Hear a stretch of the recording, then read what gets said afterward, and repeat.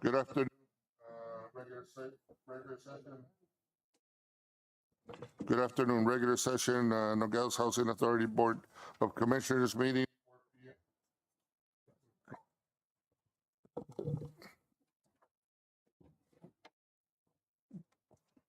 Sorry about that. Good afternoon, regular session, Nogales Housing Authority Board of Commissioners meeting, 4 p.m., Wednesday, February 7th, 2024, City Hall Complex, Council Chambers. Call this meeting to order. Would you please rise for the Pledge of Allegiance?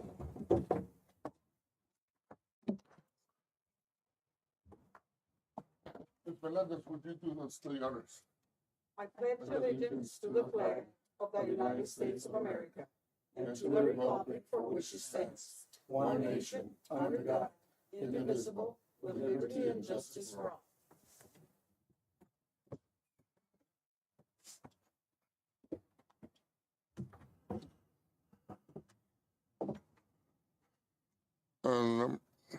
Number 3, public hearing, consideration and possible, consideration proposed public housing agency PHA 5-year plan 2024-2028 and FY 2024 annual plan.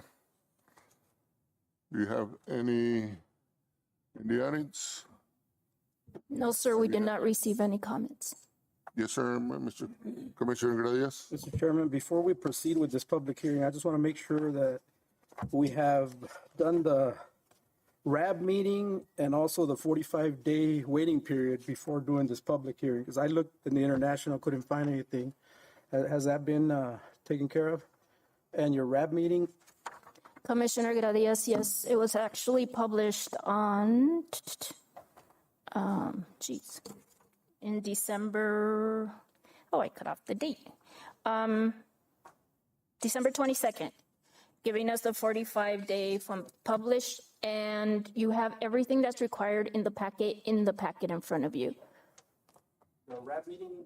Yes, the notes and the sign-in sheets and everything, yes. Thank you. You're welcome. I want to make sure we're right. I think John was on top of it. Thank you. So we're good on. Thank you. We go, any note call to the public, Ms. Letty? Director's report?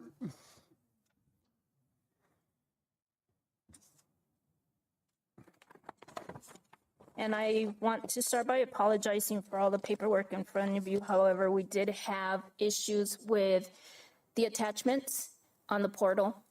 We did open up a ticket, and Miguel will be working on it for future meetings so that doesn't happen again. With that, I want to go ahead and get started with our regular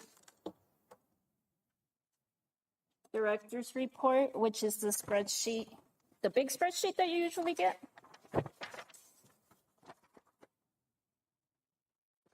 And if we start, I tried to make the numbers larger, Commissioner Gradius. If we start on occupancy and we work on the public housing occupancy, you'll see that for the month of January, we have 217 existing leases. We do not have offline. We moved those 6 into turnaround status. So they're not offline, however, they're still in turnaround status because we had to add small details to complete the work, which was not included in the original contract. We're looking at stuff like smoke detectors and little things like that that we're taking care of, but they should be ready to go by next week, hopefully. So with that being said, we moved down, we had 1 move-in, 2 transfers, 4 interviews, and so now we have a ratio of 217 out of 224, giving us a 96%. So we went down in percentage because we do not have those units offline anymore. So they're counting against us for the time being. What 5 units did you increase? We actually had, if you look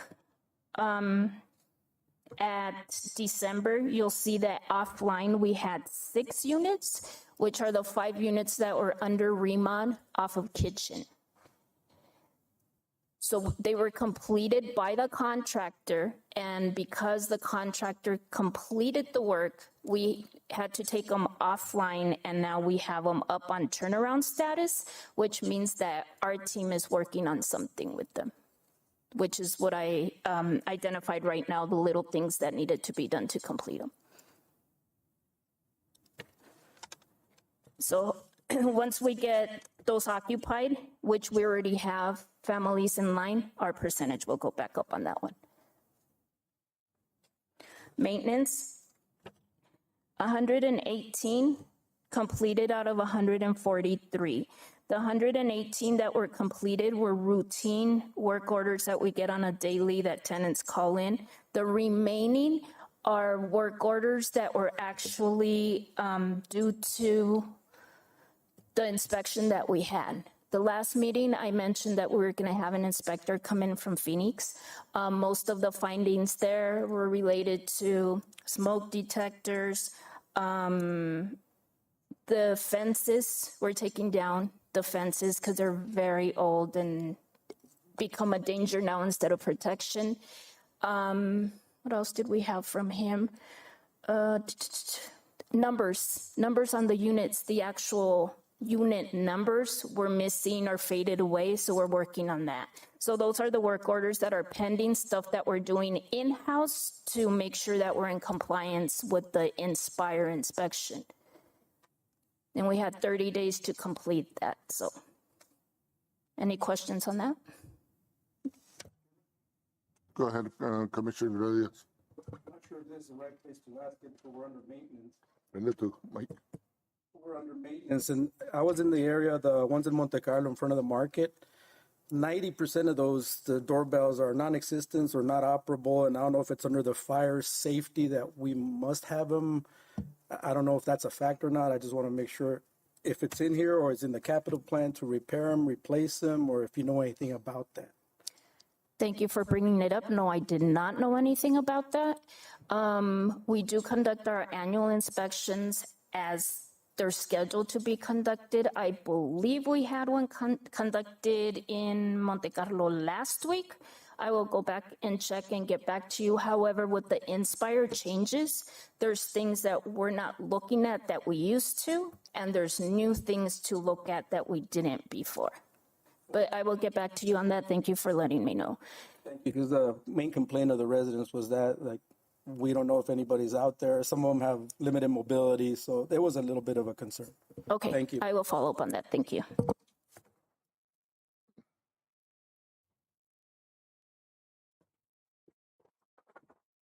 Okay, if we don't have any other questions on that, we can move on to our section 8 on the back.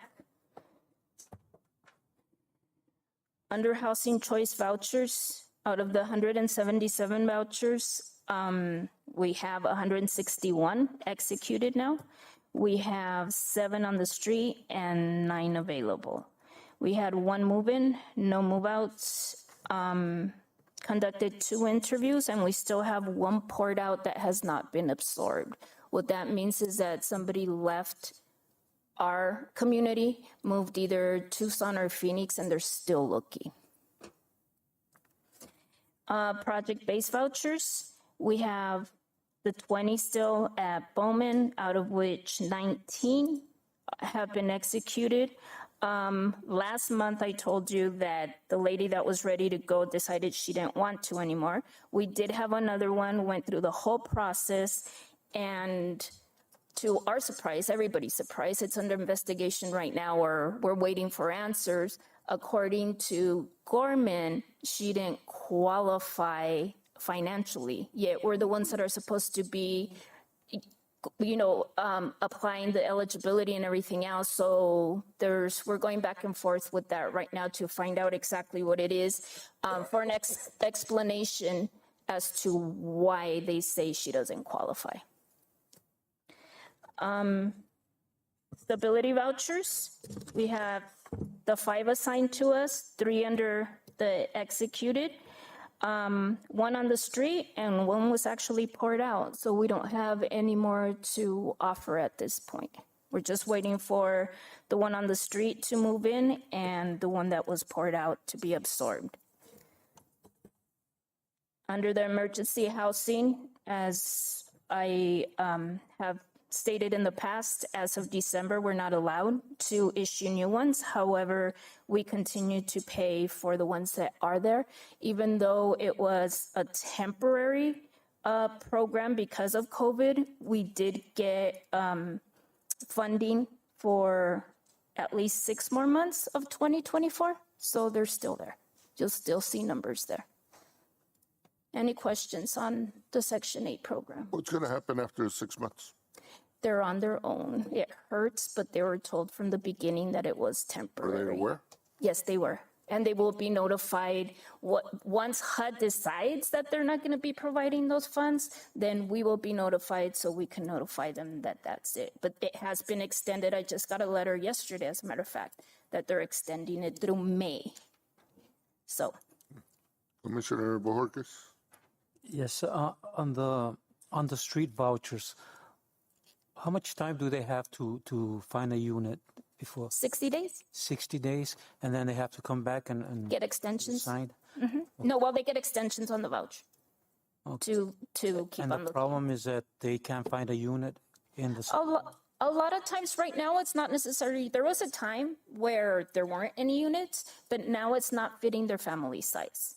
So the availability right now across the board is 3-bedroom units. And we have larger families or smaller families. The big demand is 1-bedroom units. okay, yes, I know. And you mentioned on the Bowman, Gorman is not qualifying this person financially. Are they doing a separate, should I say, from HUD, from the Section 8 program? Are they doing their own financial issuance of a voucher?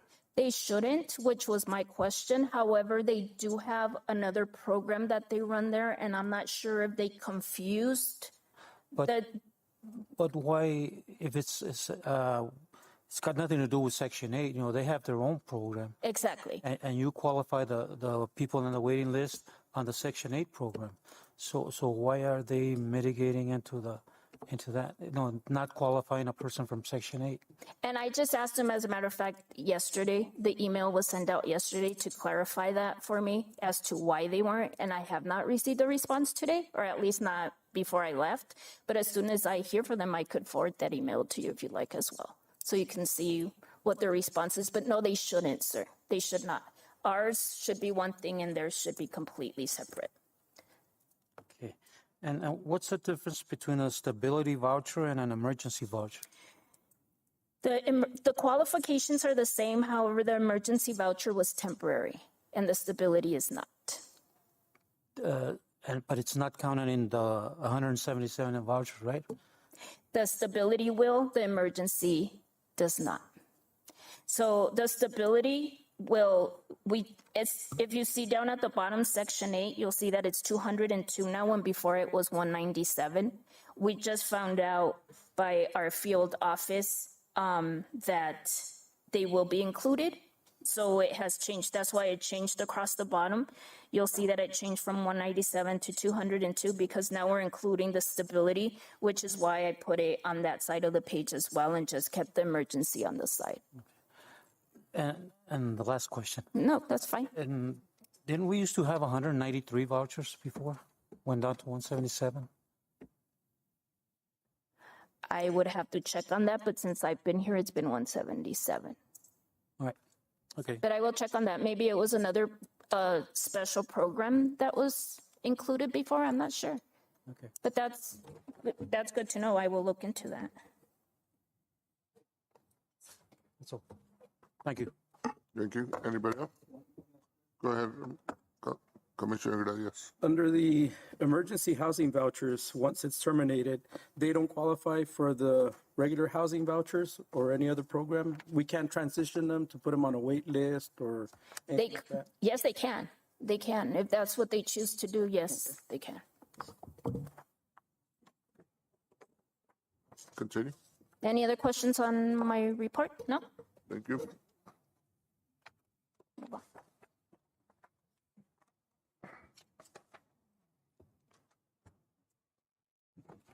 So we move to number 6, housing resolutions. Item number 1, consideration and possible actions of housing resolution 2024-02-01, a resolution of the Board of Commissioners of Nogales Housing Authorities of the City of Nogales approving and adopting the FAA 5-year plan action plan for FY 2024 and through 2028, and the FA 24 annual plan as As presented today, sir. to commissioners. Second. Any discussion? Go ahead, Mr. Reyes. Commissioner. Since we just received the actual plans, can you just give me the highlights, if there's any major changes that we should be aware of before we vote on it? There aren't any major changes, reason being the last one you approved was in June. And to be honest with you, that barely gave us enough time to reassess. And the way this works right now, we're barely going to start obligating funds from 2023. I'm sorry, 2022 will barely be obligated this March. So if you look at the spreadsheet I made, and you can see I highlighted and put it on a spreadsheet instead of going through the whole plan as to what was already there. Based on need, that's where these items were derived from, identified needs. And this is what was presented to the board when you asked right now. This is what was presented to them. This is what was discussed. And this spreadsheet, so it could be on one page and they could see what they've agreed to before, what's been worked on and what has not. Last meeting, Commissioner Bojorquez, you asked about the painting. As you can see, there's painting plans across the board. I saw that. Yeah, so there's painting plans across the board on here for the years to come. This is just a plan, and I want to ensure also that we understand that the 5-year action plan is actually, there's 2 parts to it. You could look at it as a rolling plan and a fixed plan. Right now, we're working on it as a rolling plan, which means that all I did was add 2028 to it. Okay, so you add to the end, and it's a rolling plan, and you can move things around. The fixed plan, our actual 5-year fixed plan for Nogales Housing Authority is due in 2025, which will be the actual fixed plan. Okay. So this one is just a rolling plan to keep us on track, or to try to stay on track and to really identify, do we have other changes? You know, for now, I can't predict what we're gonna need in 27 and 28. This is just a working plan per se, and then you change it when you actually come up with your fixed plan next year. That's where you do any major changes that we might have would come up then. Thank you, that's a great explanation. You're welcome. Commissioner Bojorquez. Yes, Maritza, on is HUD funding for the gymnasium, also for painting the gymnasium and for buying playground equipment? Because I remember that they only used to fund for the maintenance of the units or constructing new units, but nothing to do with the gymnasium or the playground. The activities that are on the spreadsheet were actually taken from the software that we use, from Epic, and it's an option there. I don't see why they wouldn't fund it. I won't know until I submit this, to be honest with you, because it was approved. So the last plan was approved in June, I want to say. And that one had playground equipment for 2024, if you look on the spreadsheet. So it was approved with the playground equipment. It was approved that way. Because the gym was built on a youth grant, and then the remainder of the gymnasium was also with a CDBG grant. I'd never provided any funding to build a gym. And any time that we wanted to do something like buy gym equipment, like weights and stuff like that, we couldn't get them through HUD. We had to get them through a grant, through separate grants. So, but if they're doing it now, it's great. I would have to look into that and look into the actual legal documents behind that as to why they wouldn't, if it's not part of the included in the NHA property, or if it's strictly city property. I'm not sure the legalities behind that. We would have to actually do some research there to find out, because that's the only reason I would see, like you're saying, if it had to go through a grant because it was originally built with the grant. I'm not sure if that's what we're looking at in terms of legalities. Marita, even though once you turn it in, what's the flexibility, let's say, just for, you're saying we're barely scratching the 2022. Let's say you have management improvements and you have 72,000 and you need something else like playground or paving or something that you don't have something, any amount issued. Can you move them around? Are you flexible? Are they flexible on that? This is, It's a learning curve for me. no, and it was for me, and I'll tell you the biggest advice that was given. As long as you have it listed, even if you have it listed with $1, but you have the activity listed, you could transfer money there. Okay. So it's a matter of, if there's something that's missing from our actual activities, then we wouldn't be able to pick up.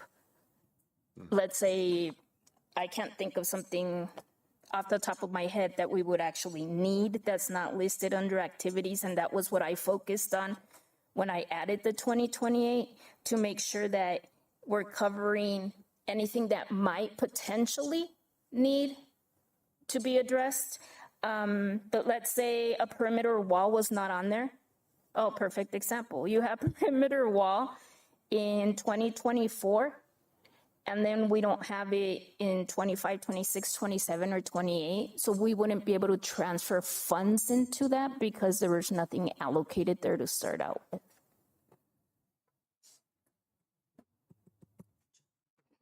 Go ahead, Commissioner. As fiscal year end 2021 and 2022, have they all been obligated 100%? Yes, they have, and those are the dates on the bottom. The dates on the bottom is because they were obligated by, we had to obligate 22 by 5, we have to obligate 22 by 5/11/2024, and 21 was obligated on February 23rd. On 2022, we just have a few things left to obligate on, but we should be good to go by March. Well, the one pending would be 2023. You still have one more year to obligate. So Yeah, that would be obligated until 2025. exactly. All right. Thank you. Thank you. And anything else? That's it. All in favor? Aye. All opposed?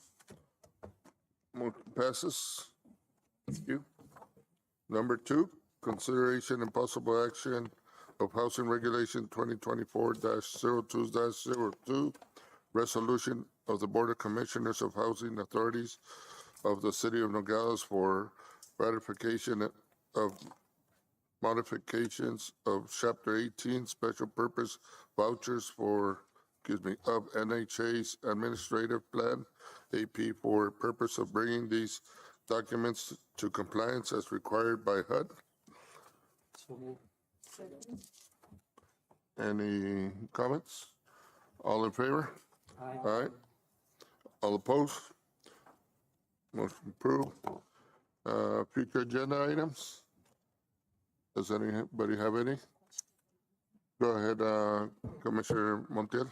Maritza, is the audit finished? Yes, it is, and it has been submitted. When was it submitted? December 20, our deadline was the 30th, and I want to say we submitted the 26th or the 27th, Okay, on or about. okay, all right, thank you. You're welcome. Are we due for CMAP this year? Yes, we are every year because we're troubled, we are due again. But that's not due till May, right? Exactly. And we started working on that already. We actually completed a training last week, a staff member and myself. Okay. Anybody else? Okay, to move to adjourn this meeting. All in favor? Aye. All opposed? Meeting adjourned. Thank you. Thank you.